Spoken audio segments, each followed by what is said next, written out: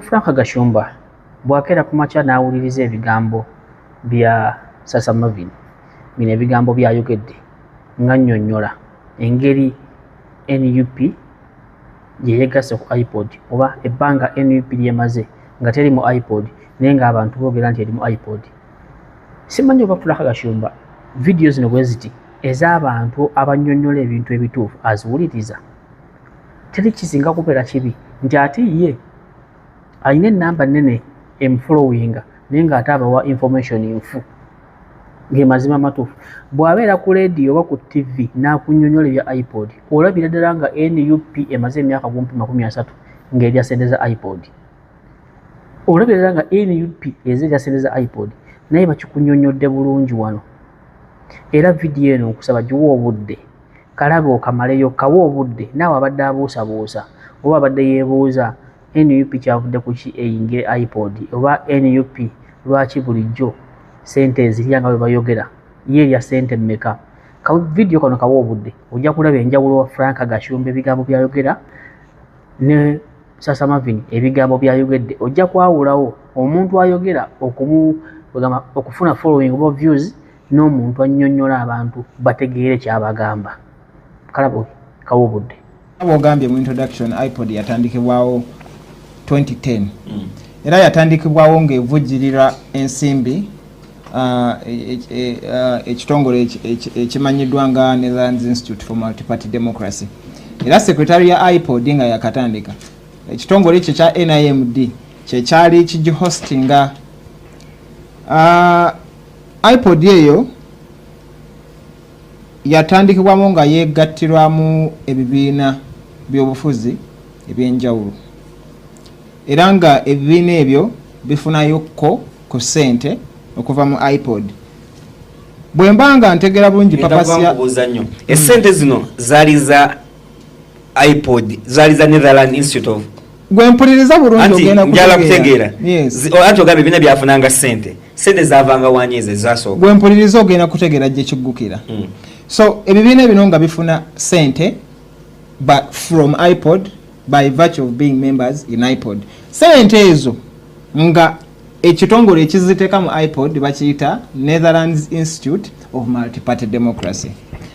iPod tekyali kitongole ekyateekebwawo etteeka era kibadde kye existinga nga private limited company. Mu 2010 still Parliament yakola ennongoosereza mu Political Parties and Organizations Act. Etteeka erungamya ebibiina by'obufuzi. Etteeka eryo ebibiina by'obufuzi byonna ebiri mu Uganda mu bifomingibwa. So Parliament nekola ennongoosereza mu tteeka eryo neteekamu akawaayiro ke tuyita section 14A nga akawaayiro kukagamba nti buli kibiina kya by'obufuzi mu ggwanga ekirina bammemba mu Parliament kijja kuweebwanga a percentage of the public funds government zeina. Public funds tutegeeza ki emisolo gwe nange gye tusasula amabanja government ge yeewola nga ffenna collectively nga citizens tugagaranti nze n'ebintu ebirala. Those are public funds. Parliament negamba nti buli kibiina kya byabufuzi kijja kufunanga a percentage based on how many MPs bekirina. Kati provision muteeka eryo okufundinga political parties, that money eziri mu Political Parties and Organizations Act ndala n'ebibiina ze baali bijja mu iPod essente ezo nazo ndala. Zino eza Political Parties and Organizations Act Electoral Commission yebadde jjange ezigaba era kutandikira ddala 2010.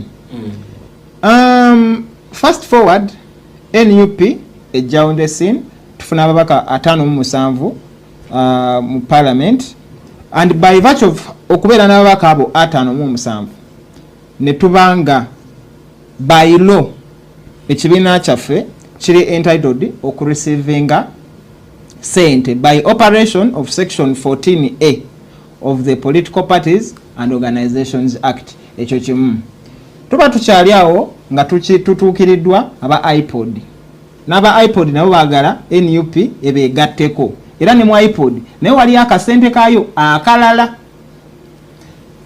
NUP wetunula mu mpapula za iPod nga tezitegereka kuba nkugambye iPod yali operating nga private company. Recently nazemu nenjikeberako nendabanga bagiwandukuluddeyo mu URSB but wabanga Lwaki disputing and siwe badde operating banajja mawulire ne ba clarifying. So NUP bwegaana okuyingira iPod yabatuukirira bagunyi twalaba mwazze ku scene mwina n'abakataano muzamu mujje mutwegatte nkugambye the mere fact nti NUP yafunye ababaka mu parliament automatically by law charge entitlinga to the money era sente yazifuna okutandika May ezitali eza iPod May 2021. So NUP egaana okuyingira iPod kuba number 1 formation yayo tetegerekeka private company ate kibina kyafuza ate tuli mu gundi negaana. Ekyokubiri already at that time waliwo okwemulugunya from political parties already ezali muki mu iPod zigamba tutudde summit nyingi tukola resolutions tezi-implementing bwa ebimu ku bibiina by'obufuzi byali byemulugunya at that time banzukira bungi balimu ne UPC. Anyway, long story short, NUP egaana okuyingira iPod. Abali mu iPod basigala afuna akasente kaabo. NUP efuna akasente kaki ka Political Parties and Organizations Act eziri muteeka. Yes, NUP began okuyingira iPod. This is what happened. The Netherlands Institute of Multi-Party Democracy NIMD ne pulling out of iPod nebeera nga tekya receiving ki fund ebiina ebiri mu iPod ne biba nga tebikya receiving ki sente kakivujjirira n'agamba nti bwe tuba nga intention yaffe ya kufosteringa dialogue naye nga the second biggest party in parliament teri represented ate tuba tukyali ku ki ne pulling out negamba we shall come back nga mulese NUP on board. When was that? This is 2022. Mu September iPod yawo nga NIMD emaze okubivaamu ne jukira nagambye yali hostinga ne secretariat ya iPod. So NIMD bwe bivaamu iPod esigala mu bbanga ne bagenda ne banoonya yakayumba yentinda ne babeera eyo ne yabagoba no bagoba ati bwe ngamba nti sikya hostinga wano beno ni ku KSTV noonyako ewalala gy'okolera oba olina kweyiya iPod netandika okweyiya. So mu September nga 2022 kye bayita iPod Council bameetinga guess who? Minister of Justice and Constitutional Affairs Mukolo Robert Mao. Mukolo Robert Mao jukira bali bakamutekako nga Minister wa Justice mu July omwaka ogwo gwe gumu. So bameetinga Mao oyo ne beemulugunya ne bagamba iPod twatufuna sente mu NIMD yakivaamu tetukyafuna sente. So guess what they did? Ne basaba nti ku sente ebibiina by'obufuzi ebiri mu parliament zibe bibadde bifuna by operation of the political parties and organizations Section 14 bajjeko 15% bajjeko obutundu 15 ku sente ebibiina by'obufuzi bino gye birina okufuna mu mateeka bazisindike wani ewa iPod mbuzirwaninga emirimu gyaki ja iPod jukira abadde avugira iPod yakikoze ki akivuddemu. Of course minister ne Mao yennyini byayogera ku NUP awo bingi ebimu ku byo yagamba agenda concentrating ku NUP okumala emyaka emeka ebiri nti anagenda okumala whatever byagenda okola nga NUP tekyaliwo n'ebirala. So netubeerawo NUP nesigala ku stand yayo tetuyingira iPod kubanga number 1 it's not a creature of it's not a statutory body tewali teeka lyonna litukomperinga kubeera mu iPod sente za iPod tetuzeetaaga already tufune zaki eza political parties eziri mu mateeka. Maybe nga sinagenda maaso kankuwe some sort of background why it would be necessary to fund a political party. Political parties emirimu gye zikola sijjazo zongazo n'abagirimu mirimu gya ggwanga and the entire public, and the only way the public can hold these parties are there's no way a public part of whose taxes do not go to these political parties or these public bodies would now stand up and demand for accountability from these parties. Era ekintu ky'okufundinga political parties it's everywhere, even in the US, it's in Germany and many other countries is practicing enkola ya demokrasia. So anyway kanzire wali malirize mu bufunzi NUP esigala egaana okujoininga iPod tefunanga ku sente iPod nemu era tegisaba mu 2025 baleeta ennongoosereza mu political parties and yeteeka mulimbadde mubakwatirako mwe tubadde tufunira ssente si mu iPod nga tubagamba iPod tetwetaaga gyegatako kubanga teri muki mateeka tewali teeka litulikoyalinga kubeera member so baleeta ennongoosereza mu Political Parties and Organizations Act ne bakola kino ne bagamba nti from now on iPod is an organ of the National Consultative Forum. The National Consultative Forum is a statutory body formed under the Political Parties and Organizations Act. Era mweyo body NUP tuli ba deputy chairperson. So eteka ne bali amending ne bagamba nti kakati iPod egenda kubeera part of the National Consultative Forum where NUP is already what? A member. A member. So buli member wa National Consultative Forum abagenda fuka member wa iPod by common sense. But this is what the law went ahead to say. Eteka ne ligamba nti era ne lirukayalinga buli alina representation mu parliament okubeera member weyo iPod eri mu NCF. Eteka lyo limu lyagamba kino and it's the most important. Lyagamba minister wa justice mu Luganda kyeki wa mateeka ne segedda muzo mikale minister oyo alina okukola kye tuyita statutory instrument. Statutory instrument abatakitegera bulungi, it is a rule, a set of rules is clarifying etteeka eryayisiddwa ligenda ku implementing bwalitya atekewo amateeka agalungamya butya political parties ziyingira iPod n'okugifuluma. Statutory instrument eyo bw'omala ogiteekawo ogigazetinga mu Uganda Gazette then n'omala n'ogenda n'ogiteeka kye tuyita link n'ogiteeka mu parliament either negyaprovinga oba negigaana.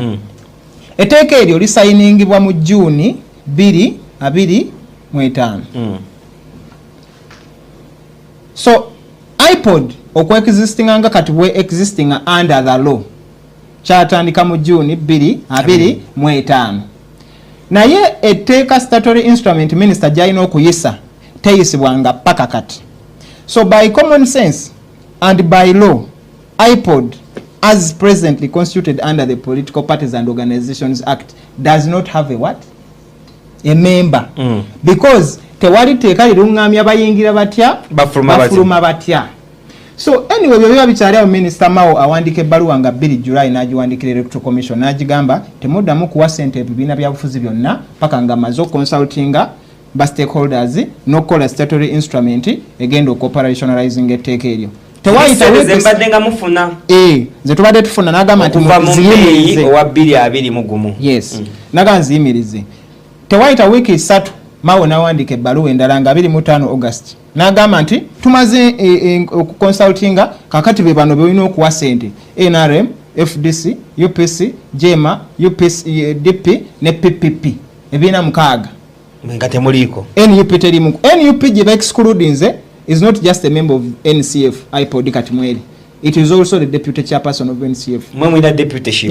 And there's also concept mateeka gye bayita legitimate expectation. Mu bufunze NUP bange zefuna ssente zino already by virtue of having representation in parliament. Waliwo expectation nti ssente zino zigenda continuing okujja until there is a justification not to. And whenever a decision is taken obutatu involving mwino to consulting. Kitegeera. Anyway, Mao awandika ebbaluwa yagamba kakati mutandiko wa ssente ne NUP temukola ki? Temujiwa. Of course mateeka that's illegal. So this is what NUP did. Netuwandika amabaluwa nga tugawandikira EC ne Minister of Justice nga tubalaga nti kyemwagala okukola kino tekiri mu mateeka. Tetwakomawo bwe baagana otuuliza ne tugenda mu kooti ne tugamba nti okukeera ku macha minister nasala nti NUP terina kuddamu kufuna ssente. Kimanya amateeka olw'ensonga netteeka kwa basingibwa terina kola ki? Terina kubeera nga liri mu nkola.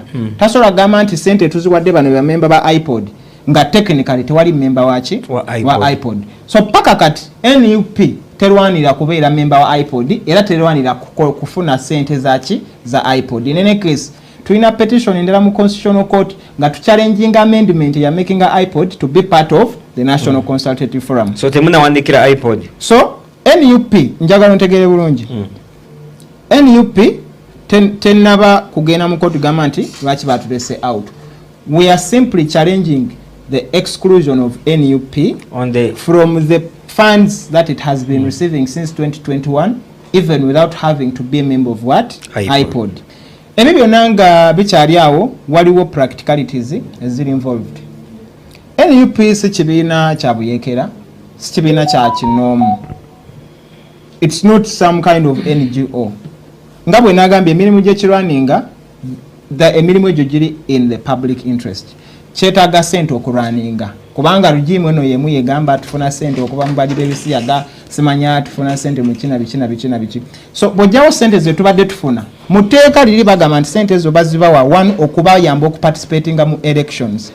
Number 2 okulwaningayo day to day activities. Bw'ojjawo ssente ezo manyi kyoba okoze oba okuripolinze kibiina ky'ebyobufuzi.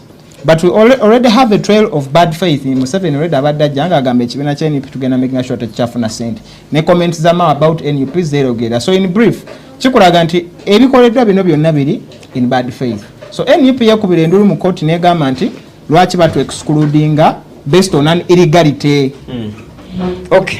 Kyoyanza otusigidde sofa otusigidde ekifaananyi ekirungi ku iPod n'ebibadde bitambuzibwa nti mulimu kwegayirira babateeke ku listi wala bine byafunye da sente zisembye sikumalidde yawo. So bwe tugenda mu kooti twasiikinga injunction nga tugamba nti nga tebanawuliza musango gwonna kooti esooka eyimirize okuteekebwa mu nkola eno order ya Nobert Mao kubanga emenya tteeka. So this is what the court did. Kooti tusooka neewaayo nga wiiki emu nga tenateekawo hearing nega balimu baserving baddemu mu wiiki emu. This is what happened. Electoral Commission yareleasinga sente yareleasinga 8.5 billion to NRM. That 8.5 billion ya miezi emeka esatu because sente zireleasingwa every quarter. Releasing about 740 million for FDC. Releasing about 400 something million for DP n'okukawansi. 2 ne batusindikira memorandum of understanding ya iPod. Jukira twali tugambye nti among others bana abasajja tebagezangako na tuconsultingako on this new iPod which is now created by law. Tebatuweereza MOU nga MOU eriko date ki 2022. Now but you cannot say that we are joining an iPod created in June 2025 but we sign an MOU of the iPod which existed in 2022 which was an entirely different creature under the law. Ekyokusatu ne balyoka bakola affidavit in reply nga bagamba ti abasajja sente ze bagamba tulindeko okureleasinga twazireleasinze dda ne batachingako ki EFT transfer orders. Kati background eyo nekolaga nti at the end of the day byonna tubyogere but you can see evident bad faith. Nabadde njogera ku issue yokuba nti Yegase tanabeera mungi na biki because abasajja bano already ba findings a different way of achieving what they achieved with the brutality in 2021. This time they are saying there's not tear gas on the street, but there's tear gas in your bank accounts. There are bombs in your bank accounts. You can't move well. Kakati mu mbeera eyo ekibiina ky'ebyobufuzi ng'NUP kiwejjinga kitya campaign, kiwejjinga kitya olutabaalo okulaba nti kikyusa eggwanga.